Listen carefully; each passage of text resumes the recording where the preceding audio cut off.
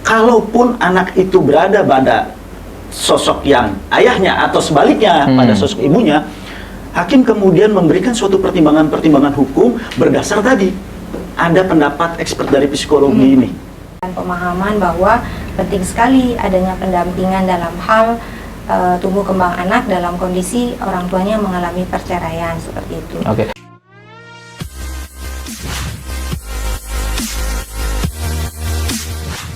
Selamat datang kembali di Bali 1 Podcast. Hari ini kita akan membahas persoalan yang cukup menarik, persoalan hukum yang ada irisan juga dengan psikologi dalam konteks kasus perceraian.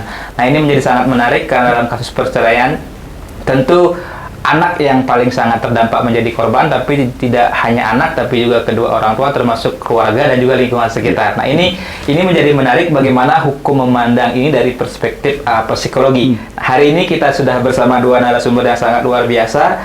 Pertama ada Bang Fahmi Yanuar Siregar, SHLLM, seorang advokat dan juga dari LBH Lingkar Karma. Ya, betul. Bagaimana kabar Bang Fahmi? Baik, selamat pagi, sehat selalu. Sehat Gimana selalu. Bli? Sehat juga? Sehat luar biasa. Terima kasih sudah hadir di Bali 1 Podcast hari ini. Yang kedua ada seorang psikolog, Ibu Niketut Jenny Adi, MPSI, psikolog. Iya.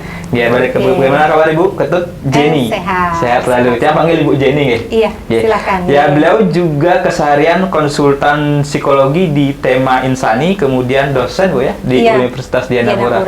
Luar biasa, ini salah satu kampus terbaik juga di Bali. Khas Tenggara. Ya, hari ini saya sebutkan juga kami berada di studio ya salah satu kampus top juga di Bali, kampus IT khususnya di STIMIK Primakara di Denpasar. Nah, hari ini kita akan langsung saja Bang dan Ibu Jenny. Ini sangat menarik bagi saya, persoalan-persoalan yang berkaitan dengan hukum, khususnya irisnya dengan psikologi. Ini kasus perceraian. Nah, di tengah pandemi ini kita mengamati langsung, ada juga membaca data, ada juga mendengar langsung banyak kasus-kasus perceraian. Betul. Semakin meningkat angkanya, mungkin nanti Bang Fahmi bisa memberikan data sama Ibu Jenny. Nah, persoalannya adalah dalam setiap kasus perceraian pasti yang menjadi korban itu paling besar dampaknya adalah kepada si anak. Dan juga tentu hubungan orang tua dengan si anak sendiri dan juga hubungan dengan keluarga besar termasuk lingkungan dan bagaimana tumbuh kembang mereka nantinya. Hukum mungkin hanya dalam proses penegakan hukum atau dalam proses bagaimana perceraian itu terjadi atau secara hukum diselesaikan, tapi kan secara psikologis ini menjadi persoalan tersendiri. Nah, baik dalam proses ketika persidangan sampai perceraian termasuk pascanya itu. Nah, bagaimana Bang Fahmi melihat fenomena yang terjadi termasuk Ibu Ketut memberi perspektif dari sisi psikologi nanti atau pendampingan psikologis, karena mungkin sangat minim ya pendampingan psikologis terhadap hal-hal seperti ini. Silakan Bang Fahmi. Baik, terima kasih Bli. Bu, selamat pagi ya. Pagi ini kita sharing-sharing, berbagi mengenai bentuk perlunya ada expert psikologis. Nah, kenapa? Karena hukum itu kan luas cangkupannya. Hukum itu luas cangkupannya, dia tidak bisa berdiri sendiri.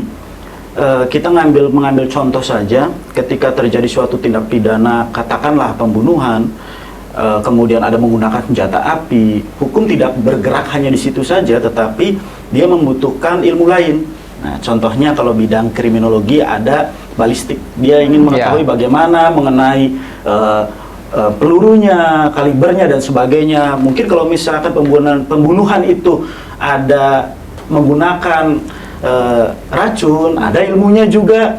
Nah, hal-hal seperti itu, bahkan sidik jari, daktiloskopi, macam-macam. Nah, salah satunya yang ingin kita perbincangkan itu adalah mengenai bantuan dari hukum psikologis. Psikologi hukum ini kan mempelajarinya secara luas.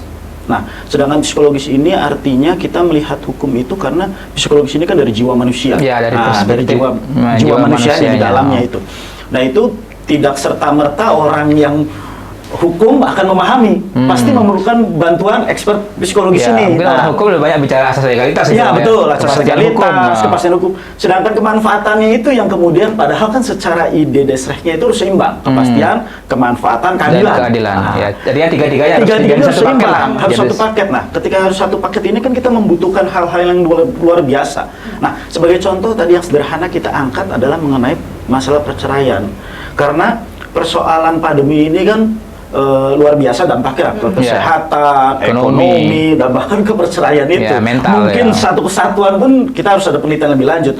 Hanya dari data yang bisa saya sampaikan secara sederhana di sini, kita ambil contoh di Kabupaten Gianyar ya. Di Kabupaten Gianyar itu di tahun 2019 itu terdapat kurang lebih 199 perkara itu perceraian.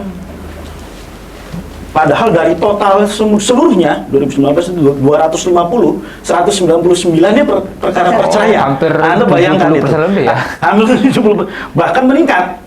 Nah, meningkat ini sampai dengan 51 perkara bertambah dari periode sebelumnya. Nah, sedangkan untuk di Denpasar itu 359 perkara dan meningkat menjadi 442 perkara di tahun 2020 untuk perceraian.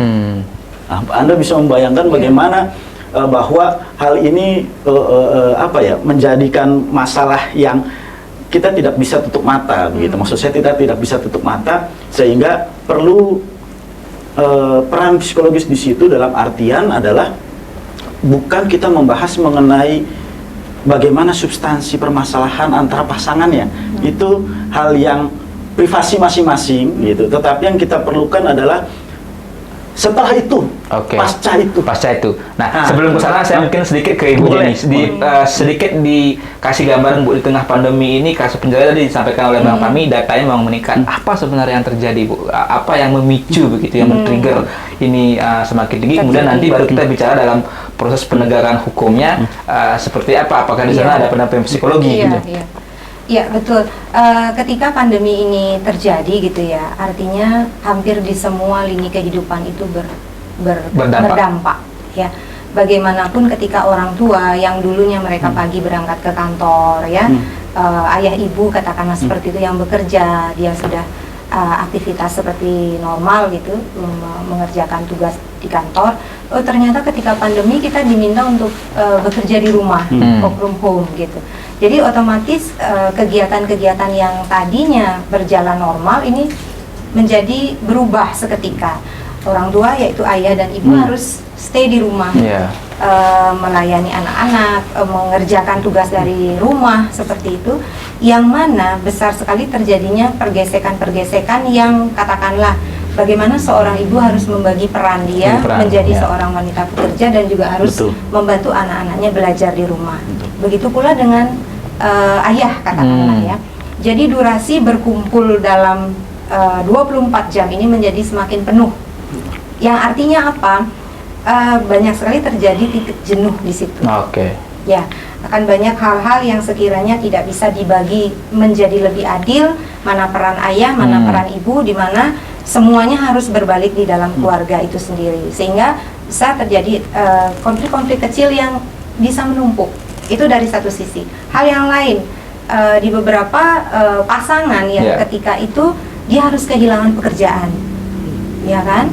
Karena banyak yang bekerja di bidang pariwisata harus dipulangkan atau harus memang sudah harus dirumahkan seperti itu, tentu akan kehilangan mata pencaharian, yang mana income itu juga akan berpengaruh terhadap siklus keluarga.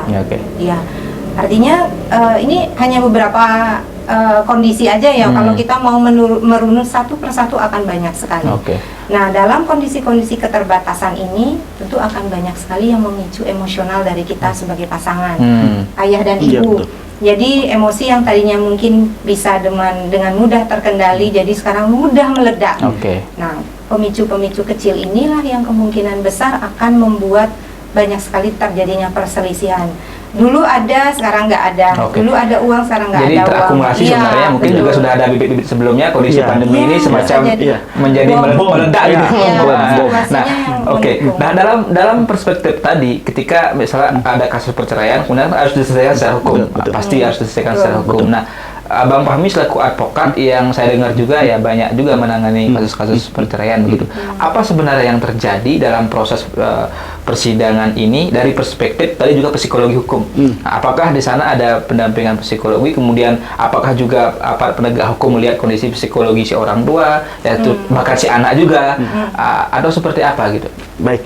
Nah, ini yang kemudian menjadi bahan kita untuk kita katakanlah ini kan suatu pembaruan karena masyarakat hukum itu kan konservatif ini. Masyarakat itu kan dinamis dia, selalu berkembang. Jadi perkembangan masyarakat selalu jauh meninggalkan perkembangan hukum. Gitu. Tertinggal perkembangan hukum daripada perkembangan masyarakat. Dan itu hal yang harus kita terima. Sama seperti begini, sekarang di pengadilan itu sistemnya adalah elitigasi, ya kan? Dulu tidak ada elitigasi, semua daftar biasa, sekarang enggak. Artinya kan berkembang karena ada perkembangan teknologi. Apalagi pandemi juga. Apalagi pandemi. Sekarang online kan? Sekarang online, kan begitu. Nah, kemudian sama seperti halnya ketika terutama untuk kasus-kasus perceraian dibutuhkan sekali peran psikologis. Loh, itu nggak ada aturannya. Aturannya nggak ada. Jadi secara aturan hukum ada semacam kekosongan gitu ya? Ya, aturannya nggak ada bahwa kalau kasus diwajibkan gitu nggak ada. Selama ini berarti semacam opsional saja. Opsional atau mana suka saja, mana boleh saja. Betul. Nah, sedangkan kita tahu asasnya hakim itu kan dia ada Versermensen, artinya kebebasan dia hakim. Hakim bebas. Karena apa? Bebas dalam arti yang bertanggung jawab untuk melakukan tindakan-tindakan. Salah satunya adalah ketika ada permasalahan-permasalahan tentang perceraian yang ada korelasi atau sehubungan dengan anak. Nah, bukan tujuannya untuk menekankan pada satu orang ke satu orang, tetapi bukan itu. Tentang apa? Tentang bagaimana nanti kalaupun anak itu berada pada sosok yang ayahnya atau sebaliknya pada sosok ibunya, hakim kemudian memberikan suatu pertimbangan-pertimbangan hukum berdasar tadi ada pendapat expert dari psikologi ini, kemudian menjadi hal yang bertanggung jawab. Ketika apa? Ketika taati itu, kemudian apa? Kemudian ada juga terobosan-terobosan hukum dalam artian hubungan kerjasama antara psikologi ini memberikan perkembangan kepada pihak pengadilan. Kalau di lapas ada hakim pengawas pengamat itu. Terhadap apa? Terhadap mereka napi yang akan keluar, kan begitu? Kan seperti itu. Jadi dilihat, kemungkinan dia melakukan kejahatan lagi, tindak pidana lagi, resosialisasinya bagaimana, reedukasinya bagaimana, kan begitu? Kita meninggalkan reglemen kepenjaraan nih, iya kan? Nah, kan pembaruan hukum ini. Nah, begitu pun dengan karena psikologis itu, mental itu luar biasa dampaknya. Kita tidak merasa kalau misalkan diikuti berita, berapa banyak di Bali loh ini, di Bali yang secara notaben budaya, agama itu tidak tergoyah. Menurut saya ya tidak tergoyah ya dengan budaya asing yang luar biasa di sini, budaya dan agama di sini itu tidak tergoyah, tetapi peningkatan bunuh diri, depresi, mental dengan berbagai macam alasan meningkat juga. Artinya apa?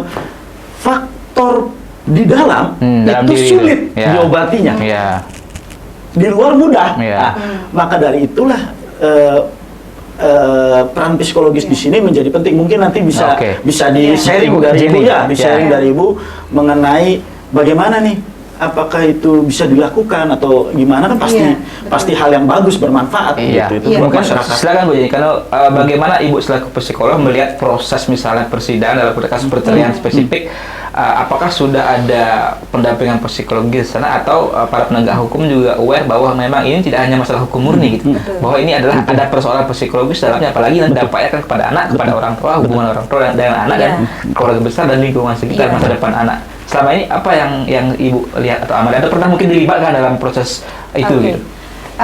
Kalau dalam kasus perceraian memang yang tadi dikatakan istilahnya adalah pilihan saja ketika orang tua ataupun pasangan ini menunjuk psikolog untuk bisa mendampingi, karena memang belum ada ya Pak, dalam artian belum ada aturan ada nih harus ada pemeriksaan psikologis tentang kondisinya si anak dengan orang tua yang akan memang menempuh proses persidangan. Nah, selama ini Ibu melihat apakah ada kasus yang memang sudah ada pendampingan psikologis atau sangat minim atau bahkan nihil gitu?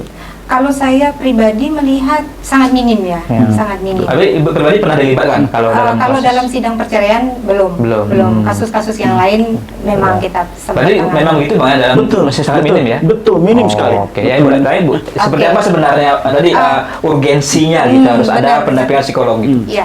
Kalau pasangan yang ingin bercerai memang ada yang berkonsultasi sebelumnya sebelum mereka menempuh proses persidangan ya. Artinya berkonsultasi tentang retaknya rumah tangga mereka. Di mana dalam proses ini kita akan melihat kembali, apakah perceraian ini adalah jalan terakhir?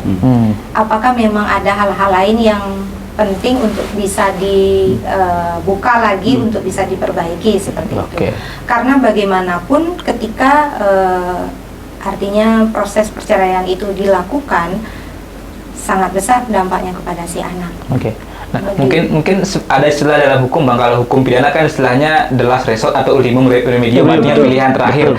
Perceraian juga semestinya harus menjadi pilihan terakhir, Bu, ya. Harus ada solusi lain gitu. Solusi lain ya, artinya satu perceraian itu terjadi pasti kan karena memang permasalahan yang dialami. Apakah hanya permasalahan antara pasangan itu saja atau memang ada hal-hal lain yang menyertai. Katakanlah memang ternyata pasangan ini sebenarnya masih bisa saling mencintai dan jalan bersama, ternyata permasalahan ini datang dari pihak ketiga, katakanlah apa, mertua misalnya. Itu ada yang seperti itu. Jadi ada juga istilah mertua yang istilah toksik gitu. Selain juga ada orang tua yang toksik gitu. Iya, benar. Jadi artinya perlu ditelusuri kembali.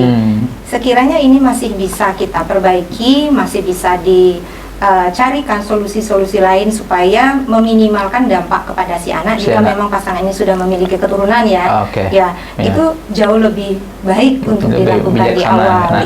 Tapi ketika ini memang sudah masuk proses hukum gitu, sudah mereka sepakat agar bercerai, kemudian sudah masuk persidangan, urgensi pendampingan dari seorang psikolog apa, kemudian ketika tidak ada pendampingan itu sebenarnya apa dampak yang terjadi, Bu, baik kepada orang tua, anak, atau juga mungkin secara umum lebih luas jangka panjang gitu. Apa sebenarnya yang terjadi yang terjadi ketika tidak ada pendampingan atau absennya psikolog ketika proses hukum perceraian ini? Sebetulnya ini kan yang menjadi peran penting adalah kedua pasangan ini, ayah ibunya. Artinya ketika dia tidak didampingi oleh psikolog dalam proses perceraian ini, apakah ayah dan ibu pasangan ini masih memungkinkan untuk melakukan proses komunikasi ke depannya dengan anak secara lebih baik? Pengasuhan suportifnya masih muncul nggak di situ, kan gitu. Ketika karena misalnya parenting kan harus kedua belah pihak. Betul. Ketika bercerai ini kan menjadi problem. Artinya begini, memang dalam suatu perceraian saya banyak melihat tidak semua pasangan itu bermusuhan.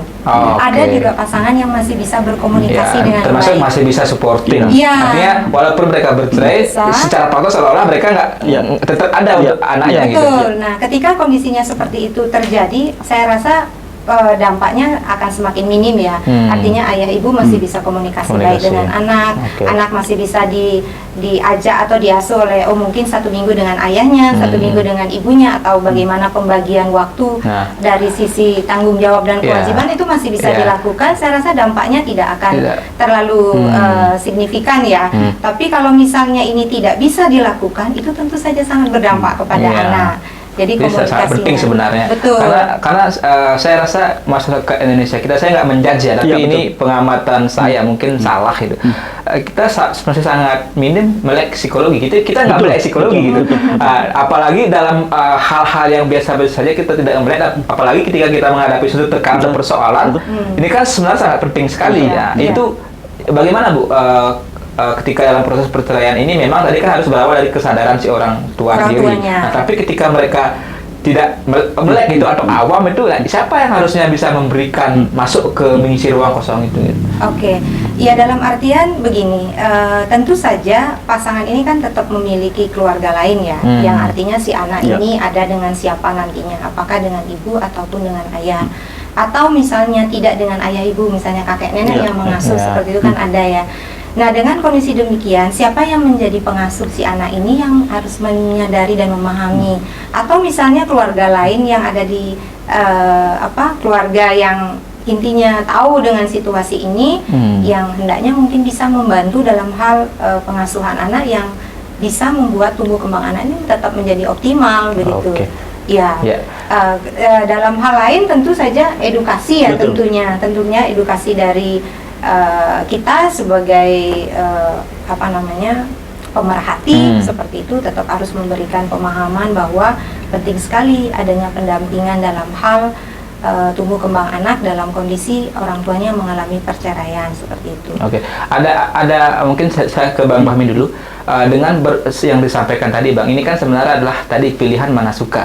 Secara hukum memang tidak ada aturan hukum yang memang mempos atau mewajibkan bahwa penegak hukum harus aware. Nah, ketika secara aturan hukum itu ada kekosongan, apa masukan Bang Fahmi sehingga ini sebenarnya hal yang urgent, tapi aparat penegak hukum tidak memandang itu sebagai hal yang urgent, gitu. Hanya berkacamata kepada proses legalitas atau penegakan hukum, kepastian hukum secara prosedural, misalnya hukum acara dan sebagainya. Tapi ini kan hal yang penting. Apa masukan Abang? Dan seperti apa? Apakah memang harus menunggu payung hukum dulu? Apa memang harus tumbuh kesadaran dari si aparat penegak hukum sendiri yang aware gitu? Baik. Sebenarnya bukan persoalannya kepada pilihannya, tetapi mereka ini penegak hukum ini kan, kalau bahasa kita di lapangan itu bisa mereka mengeluarkan fatwa ya. Bahkan beberapa surat edaran itu lebih ditakuti ketimbang peraturan.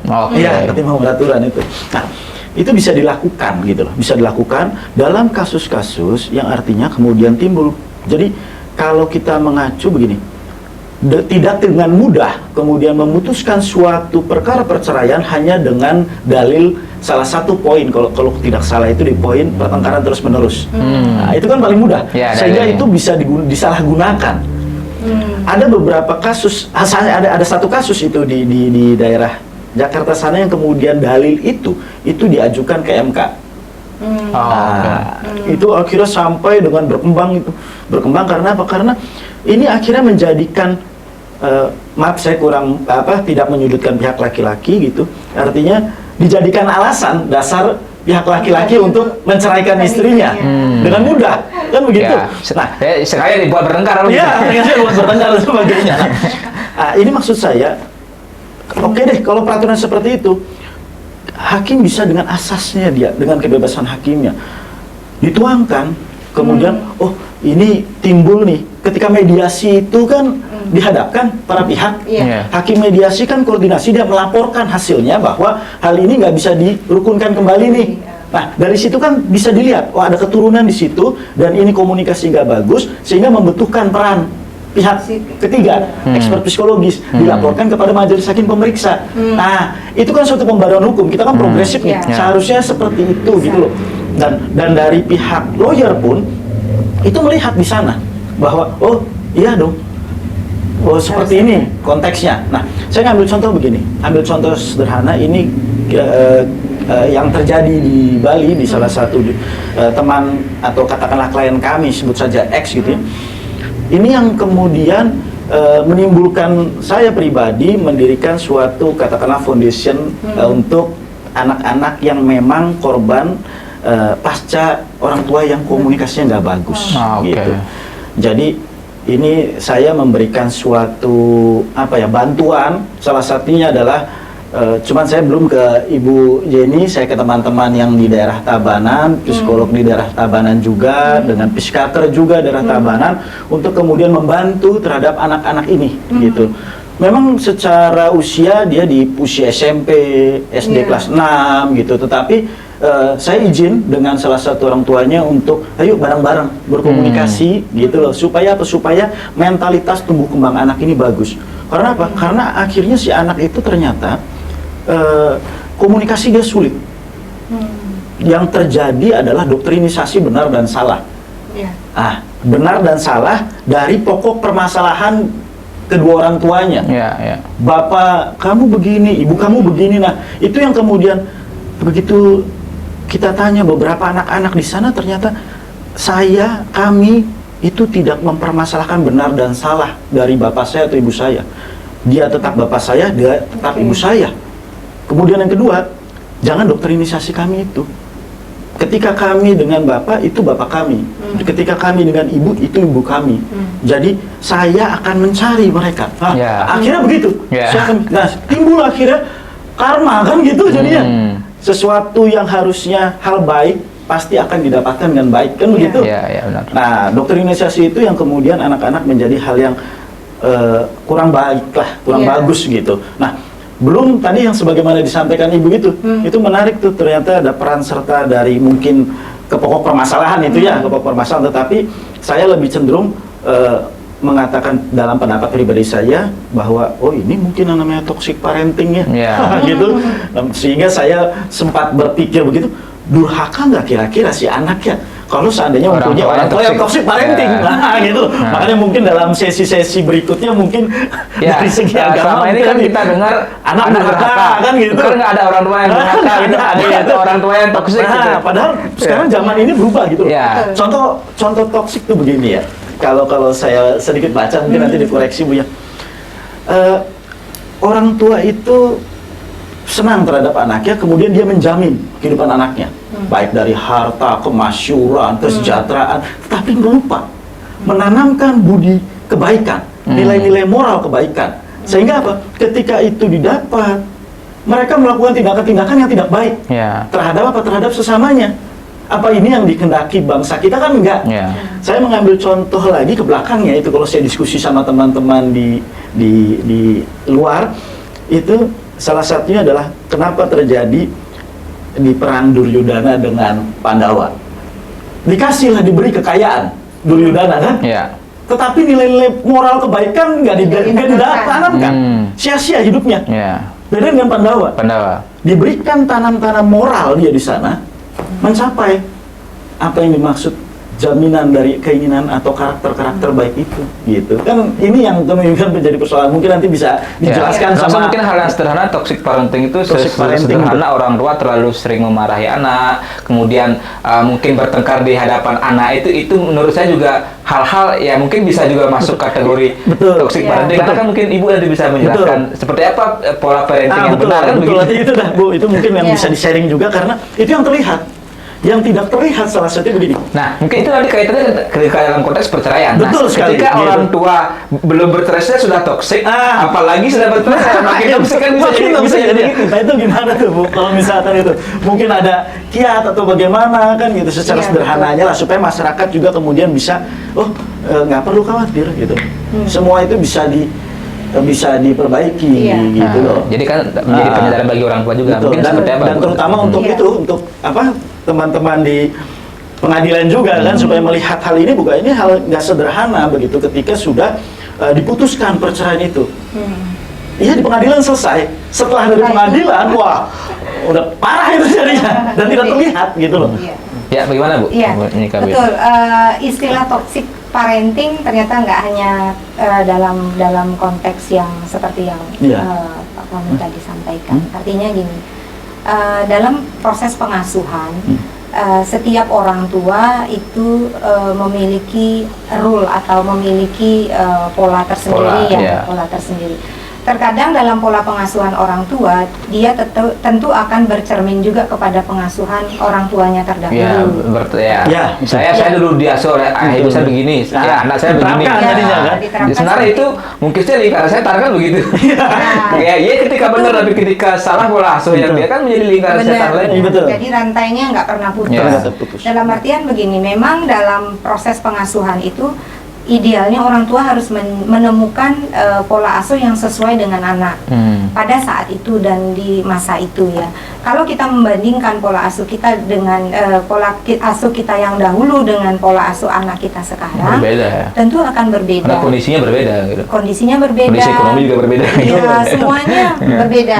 Karena apa? Karena perubahan zaman saat ini juga membentuk anak-anak kita yang saat ini sangat berbeda dari sisi kemandirian, ya, dari sisi pengambilan keputusan mereka, bagaimana mereka mampu untuk mengambil keputusan, bagaimana mereka untuk bisa survive terhadap bentuk kesulitan. Terkadang orang tua memberikan pelayanan yang sifatnya hanya memanjakan.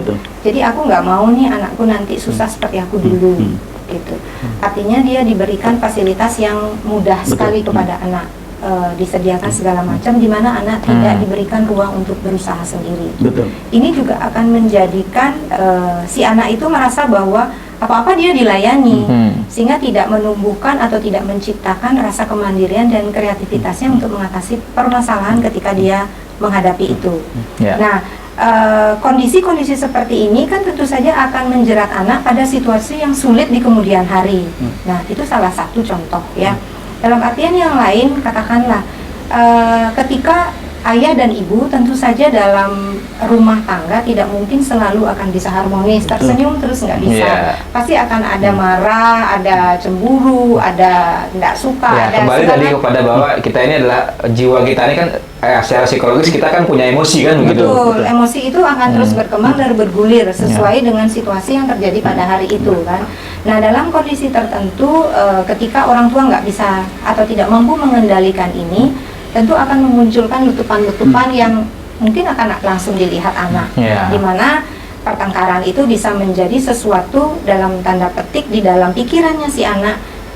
Katanya orang menikah itu harus saling sayang. Kenapa nih marah-marahan terus? Gitu. Nah, Ini artinya menjadi semacam momok juga bagi dia Iya. bahwa pernikahan itu ternyata dipenuhi pertengkaran kan begitu. betul. Kenapa nih marah-marahan terus? Kenapa nggak pernah akur? Iya. Papa mamaku nggak sayang lagi. Apalagi kalau gitu. tadi sudah bercerai gitu kan, Benar. berarti dia tambah pikirnya lagi kok orang tua saya begini gitu kan. Betul, Benar, betul. iya. Artinya dalam situasi seperti ini tentu akan banyak sekali menimbulkan pemikiran-pemikiran baru atau menciptakan satu image yang berbeda pada anak ketika itu tidak dikomunikasikan. Artinya dalam rumah tangga ketika ayah dan ibu bertengkar, hendaknya nanti dikomunikasikan ke anak. Ayah sama ibu tadi seperti ini karena ada beberapa hal. Nah, itu harus disampaikan ke anak. Atau misalnya ketika anak belum mampu untuk mengerti dan memahami situasi orang tuanya, lakukanlah itu perdebatan itu di luar pandangannya si anak. Jadi nggak dilihat oleh anak. Mungkin kita harus mencari tempat lain untuk kita komunikasikan permasalahan antara ayah dan ibu itu, sehingga tidak anak melihat secara langsung seperti itu. Nah, situasi yang demikian ini yang akan banyak sekali menimbulkan atau membuat situasi rasa sulit di dalam dirinya si anak. Atau misalnya seperti tadi, ketika orang tua, ayah misalnya, itu loh ibumu tuh kayak gini. Nah, misalnya memberikan penilaian-penilaian di matanya si ayah, ini ibunya mungkin kurang mandiri lah untuk menyiapkan makanan. Dan jadi sudah ada satu pelabelan dari si ayah kepada ibu yang itu diturunkan kepada anak. Misalnya juga ibu, itu loh ayahmu begini-begini, nggak menafkahi, nggak punya tanggung jawab, doktrinisasi itu ya, Bu, ya? seperti tadi Doktrinisasi. Jadi si anak ini sudah dicekoki atau dimasukkan sesuatu yang menurut ibunya itu atau menurut ayahnya, yang mana dia berusaha untuk turunkan ke anak. Gitu. Nah, Jadi anak ini kan pasti tentu akan melihat, oke lah, dia akan di usia dia dewasa, dia bisa memilah benar nggak apa yang disampaikan ibuku, benar nggak apa yang disampaikan ayahku. Tapi bagi anak-anak yang masih dalam tahap tumbuh kembang, yang dia masih harus dibantu secara konsep tentang memahami itu, tentu saja akan ditelan mentah-mentah, akan gitu. tertanam kuat, bahkan bisa masuk ke alam bawah sadar kan gitu. Nah, mungkin tadi menyinggung kembali penegasan sedikit Bang ke soal pentingnya pendampingan psikolog atau expert psikolog ketika proses perceraian termasuk pascanya. Sebenarnya apa yang menjadi hambatan Bang, kendala gitu di proses itu tidak ada gitu, pendamping itu tidak ada, tidak diberikan. Baik memang tadi kan Ibu bilang orang tua, sebenarnya juga dari orang tua kesadaran itu muncul, tapi kan juga dari penegak hukum juga mestinya hal itu muncul. Apa sebenarnya kendalanya Bang yang selama ini Abang alami dalam menangani kasus-kasus gitu? Kenapa itu sampai tidak ada gitu? Ya, kendalanya begini.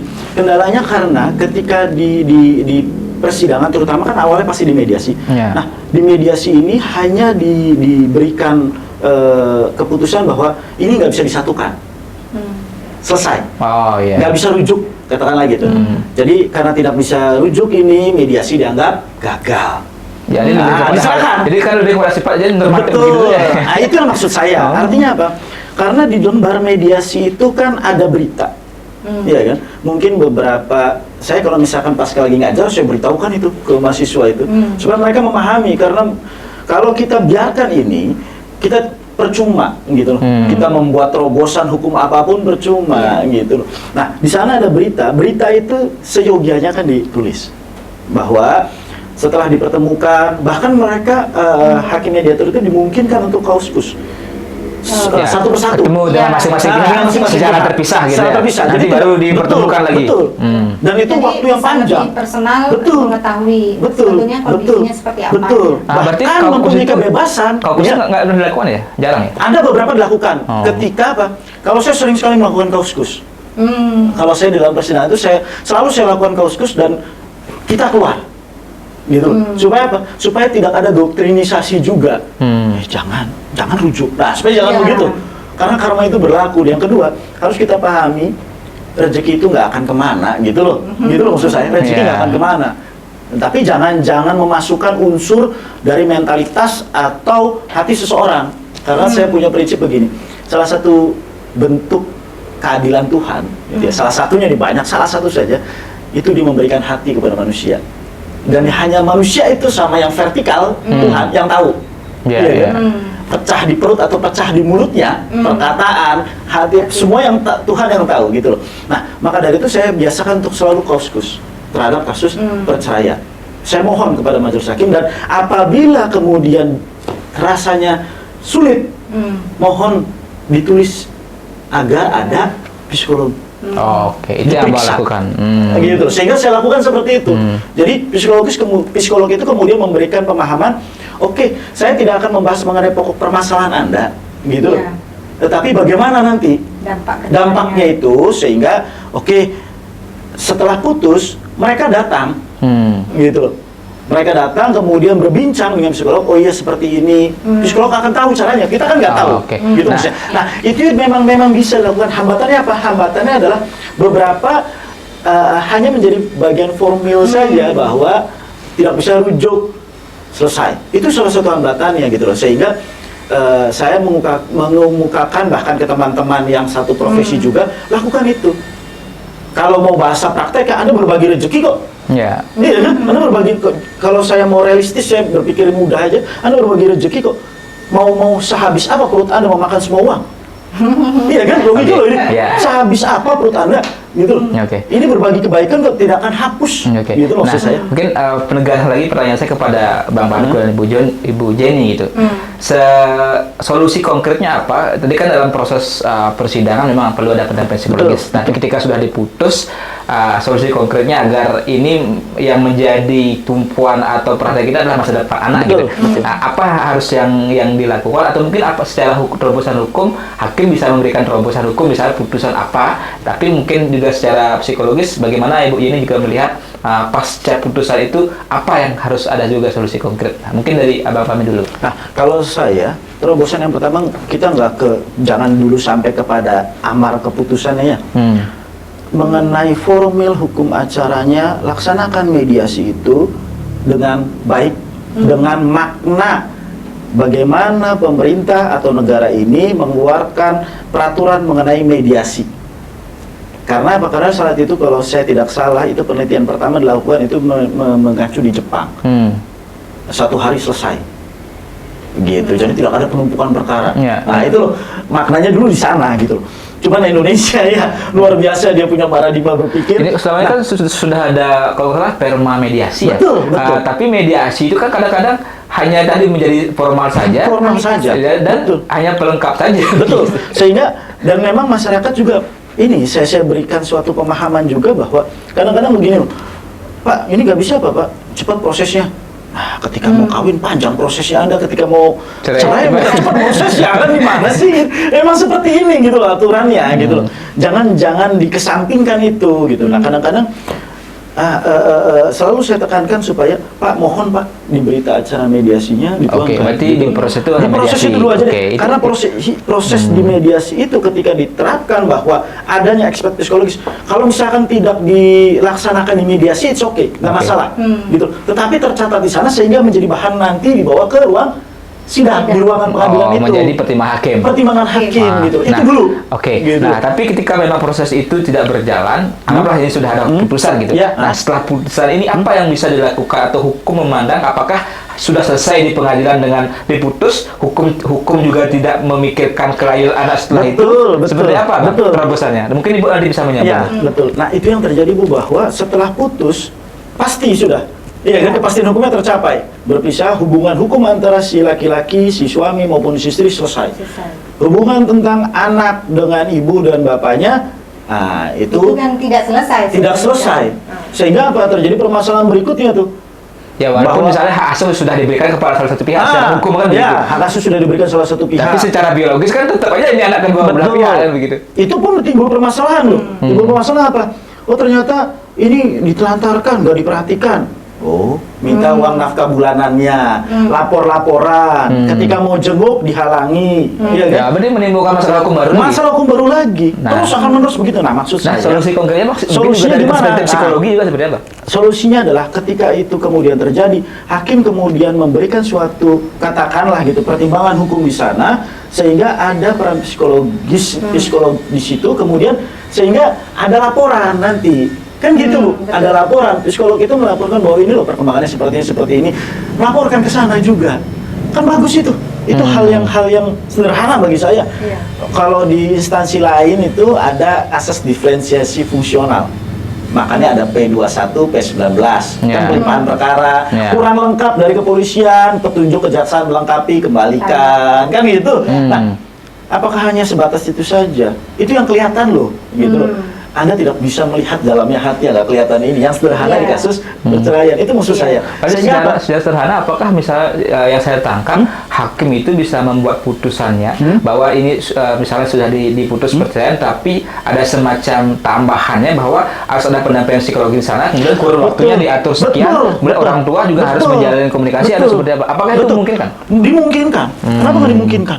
Sebab dimungkinkan. Ini kan progresif kita. Oke, Ya. hukum Gitu. progresif gitu. Progresif hukum itu gitu loh. Kita tidak serta-merta kemudian berpatokan kepada hal lama. Ini kan RUU KUHP aja kan bergulir terus kan gitu. Segala masukan. Nah, jangan melihat yang kelihatan, maksud saya. Artinya apa di Karena dalam ketika yang saya tangkap ketika ada pendampingan psikologis itu mungkin memberikan pemahaman kepada kedua orang tua, kepada anak juga ada bagaimana menjaga tumbuh kembang anak, tujuannya dalam masa depan anak. Itu kan sebenarnya juga bisa mencegah permasalahan hukum, bahkan yang saling lapor-lapor, saling menghalangi. Kan itu sebenarnya. Iya, betul. Seperti itu. Sehingga hakim juga bisa mempertanggungjawabkan secara hati nuraninya Putusannya. kan gitu. Bagaimana ini? Betul, nah, mungkin dari kalau itu memang misalnya setelah diputus, hakim atau bisa memberikan semacam tambahan putusan bahwa ini harus ada pendampingan psikologis. Nah, itu secara teknis mungkin nanti harus diatur seperti apa lah. Tapi secara konsep apakah itu memang menjadi hal yang dibutuhkan gitu? Benar-benar. Apa yang disampaikan tadi memang seperti itu ya adanya. Artinya penting kiranya untuk diberikan satu bentuk tambahan dalam proses putusan itu, bagaimana hendaknya orang tua tetap bisa menjaga tim pola asuhnya. Oke lah, dalam konteks ini seandainya memang dalam proses perceraian itu kan seringkali menimbulkan udah lepas aja gitu, tidak ada tanggung jawab. Padahal sebetulnya tumbuh kembangnya si anak kan tetap sebetulnya menjadi tanggung jawab kedua orang tua. Hambatannya di sini memang yang paling besar adalah kesadaran dari orang tua itu sendiri, memahami tidak bahwa ketika proses perceraian ini terjadi, anak adalah aset besar sebetulnya yang harus diselamatkan. Ya. Gitu. Salah satunya adalah bagaimana menciptakan satu ruang kepada si anak untuk diberikan tetap bisa berkomunikasi baik dengan ayahnya, dengan kedua orang tuanya. Iya.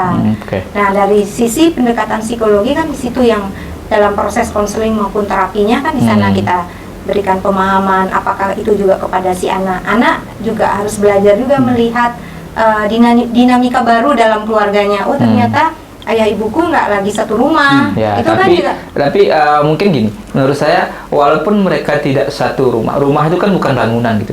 Rumah itu adalah bagaimana kebersamaan, bagaimana saling percaya, saling menjaga dan saling memberikan ruang. Kan bukan hanya urusan gedung bangunan fisik, bukan fisik gitu. Oke, pada anak-anak yang sudah dewasa mungkin bisa seperti itu memahami. Tapi bagi anak-anak yang dalam usia mereka masih 5 tahun, 10 tahun, saya rasa dia masih membutuhkan. Karena memang harus secara fisik, secara konkret mereka bersama dalam rumah. Iya, seperti itu pemahamannya. Jadi dalam proses terapi maupun konseling ini si anak kan kita bantu bahwa si anak beradaptasi untuk menerima perubahan yang terjadi dalam keluarga mereka gitu.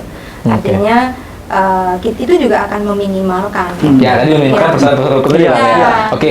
Mungkin nanti kita akan lebih bahas lebih detail di pertemuan berikutnya karena ini nggak absen mungkin closing statement dari Bang Fahmi dan Ibu Jenny.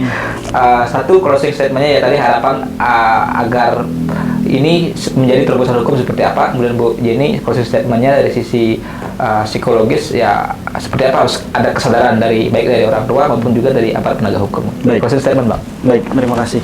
Nah, kalau saya secara pribadi ya bahwa hal yang kita harus perhatikan itu kan bukan terhadap ya memang individu itu dari si suami maupun si istri itu kan sesuatu hal yang juga penting. Tetapi hal yang jauh lebih penting yang acap kali kita abaikan itu adalah mengenai si anak. Nah, di sini andai kata komunikasi memang tidak terjalin dengan baik maupun ada hal-hal yang masih menggantung di hati, tentunya kita memerlukan peran pihak ketiga, yaitu psikolog. Nah, psikolog itu adalah orang yang netral dan Anda tidak perlu untuk khawatir datang, berbicara, berbagi. Termasuk Gitu. jangan khawatir dianggap gila, karena selama ini mikirnya kalau psikolog gila gitu. Padahal nggak begitu gitu. Padahal tidak seperti itu, karena sesungguhnya kan Kita semua butuh, harus ya. butuh, harus berbicara, berkomunikasi gitu loh. Mengungkapkan semua hal gitu loh. Dan pada ahlinya. Jangan pada nanti bocor ember gitu. Nanti jadi gosip gitu. Jadi permasalahan justru. Jadi permasalahan baru. Akhirnya apa? Mencemarkan nama baik. Bisa lagi viral di Lambe Tura gitu. Viral nanti kan begitu. Nah, kemudian saya juga ingin menyampaikan bahwa kami di kantor kami juga ada pendampingan dalam artian terhadap anak-anak. Memang bukan kami hanya untuk mengarahkan nanti kepada psikolognya itu, hanya kami membantu andai kata mereka dalam kapasitas yang tidak diberikan kesempatan untuk sekolah sehingga menyebabkan permasalahan-permasalahan nanti ke jenjang menghadapi masa depan begitu. Kami mencoba membantu di sana. Sekuat tenaga kami, selelah-lelahnya kami akan membantu mereka anak-anak yang korban dari orang tua yang kemudian memutuskan untuk berpisah gitu loh.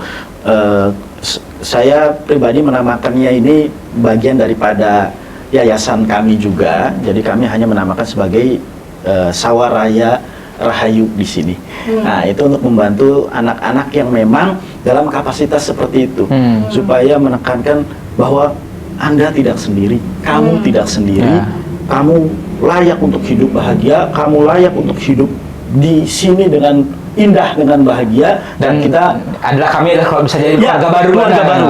Ada keluarga yang dilahirkan, memang ada juga keluarga yang memang bertemu seperti ini, bisa mensupport gitu, sehingga ya kurang lebih sampai dengan di Klungkung kita bersaudara itu. Jadi tidak sampai tapi satu arah ini. gitu ya. Tujuannya untuk ini kebersamaan. Bahkan kami memperluas jaringan kami sampai ke Lampung, teman-teman di transmigrasi itu Bu, di Lampung, di Sumatera. Akhirnya kami jadi bersaudara ketika balik ke sini, termasuk bahkan terbuka gitu. Ada yang dokter juga, makanya kita, ternyata kita mempunyai visi, hanya memang belum diutarakan begitu loh. Akhirnya ketemu semua jodoh ini. Luar biasa. Gitu. Nah, mudah-mudahan Ibu Jenny juga kan dari bagian psikologis juga bisa menjembatani nanti teman-teman kami, karena kan tidak mungkin satu hari selesai gitu loh. Jadi ini akan continue, karena beliau yang lebih memahami. Kalau kita kan hanya mengantarkan, kemudian kita membantu tuh. Oke, kamu sudah. Kita tanya juga, Bu, bagaimana Bu? Bininya bisa kita lanjutkan Bu buat pendidikan, buat ini. Kan dari psikolog kita juga nggak mungkin memutuskan ini karena nggak ngerti gitu. Mungkin nanti dari bagaimana Bu Jenny, mungkin closing statementnya, termasuk juga sedikit menanggapi apa yang disampaikan oleh Bang Fahmi tadi. Itu luar biasa. Iya, betul. Dalam kondisi apapun ya, setiap orang itu pernah dalam kondisi yang tidak stabil. Penting kiranya untuk kita mencari tenaga profesional untuk bisa membantu menemukan solusi yang terbaik, yang tepat dan cocok gitu ya. Artinya ketika satu permasalahan dalam sebuah rumah tangga terjadi, jangan segan-segan untuk datang ke psikolog. Seperti tadi, jangan malu dikira ada sesuatu yang mungkin dalam tanda petik masyarakat masih menganggap bahwa profesi psikologi itu adalah profesi yang sulit untuk dijangkau atau mungkin harganya mahal. Ada di mana ya gitu kan. Informasi seperti itu masih seringkali tidak diketahui. Sehingga penting kiranya untuk kita memahami bahwa ada loh nih peran psikolog yang bisa membantu. Kita punya kode etik yang mana ketika permasalahan itu disampaikan kepada kami itu dijaga kerahasiaannya. Jangan merasa bahwa nanti kadang-kadang kan orang merasa bahwa ketika saya nanti cerita, nanti aib saya dibuka, terus semua orang pada tahu gitu. Nah, itu kan menjadi sesuatu yang memalukan. Nah, itu yang kadang-kadang masih belum dipahami. Sehingga dalam apa yang disampaikan Pak Mami tadi benar luar biasa ya, saya apresiasi sekali bahwa dalam kondisi seperti ini banyak anak-anak yang masih membutuhkan uluran tangan dari dari pihak hukum, praktisi hukum ataupun psikologi yang bisa membantu supaya meminimalkan nih kesehatan jiwa itu adalah yang Ya, paling betul. penting, Ya. Betul. sehingga meminimalkan sekali terjadinya pemahaman bahwa pernikahan itu adalah sesuatu yang harus dihindari misalnya. Ya. Jadi Ya. jadi trauma melihat pernikahan orang tuanya yang gagal, aku gagal nggak ya? Ya. Nah, seperti itu supaya tidak ada pemahaman-pemahaman yang keliru, irrational belief di situ. Ya, oke. Jadi merasa bahwa kalau menikah itu nggak enak, bertengkar melulu Ya, gitu. ya. Padahal kan sebenarnya tidak seperti itu.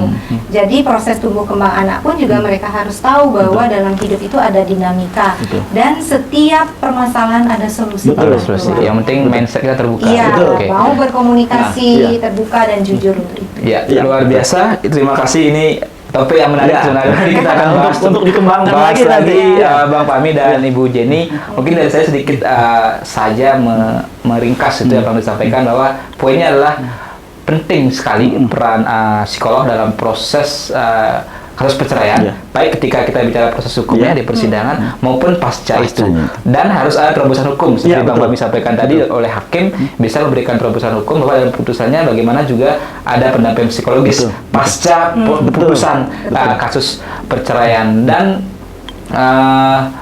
tidak persoalan perceraian atau kasus perceraian tidak hanya selesai dengan ketok palu hakim di sidang, tapi setelah itu bisa jadi banyak persoalan yang muncul, bahkan akan bisa timbul persoalan hukum Yang baru lagi. ya, baru lagi. Jadi bisa menjadi lingkaran setan juga, apalagi jika dikaitkan dengan ada persoalan toxic parenting Ya, tadi. ya. Nah, ini harapan kita masyarakat, poin pentingnya ketika teman-teman masyarakat punya persoalan, ya bagi yang sudah berkeluarga, jangan takut berkomunikasi atau datanglah ke psikolog dulu. Iya. Jangan buru-buru memutuskan untuk bercerai atau membawa ke Betul. ranah hukum. Nah, bagi penegak hukum, aware lah terhadap pentingnya Betul. peran psikolog. Dan mungkin ini nanti bisa jadi masukan Pak ya untuk RUU psikolog ya, Betul, yang betul, akan betul. dibahas. Dulu Betul. mungkin nanti kita Betul, bahas ke sana. berikutnya, Betul, nanti untuk topik berikutnya ya, kita akan ke bahas depannya. bagaimana mungkin masukan dari Bang Fahmi, Ibu Jenny, atau teman-teman psikolog yang lain dalam konteks RUU psikolog yang mungkin akan masuk prolegnas prioritas tahun Ya. depan tuh, tapi yang intinya sudah masuk di list di Ya. DPR RI. Ya. Sekian dari kami di Bali 1, semoga ini bisa menjadi inspirasi untuk kita semua, dan intinya keluarga, harta yang paling berharga adalah keluarga. Ya, Nah, betul. bagi yang sudah berkeluarga, ya jagalah keluarga Anda Betul. dengan Betul. baik, ya jagalah anak-anak dengan Betul. baik, jangan jadi orang tua yang toksik atau ya kalau ada anak durhaka ya jangan sampai jadi orang tua yang durhaka atau orang tua yang toksik begitu. Betul. Ya, terima kasih. Nanti mungkin soal toxic parenting kita akan bahas lagi di pertemuan berikutnya karena menarik gitu. Terima kasih, kami dari Bali 1, sekian, pamit undur diri. Ya. Terima kasih. Ya.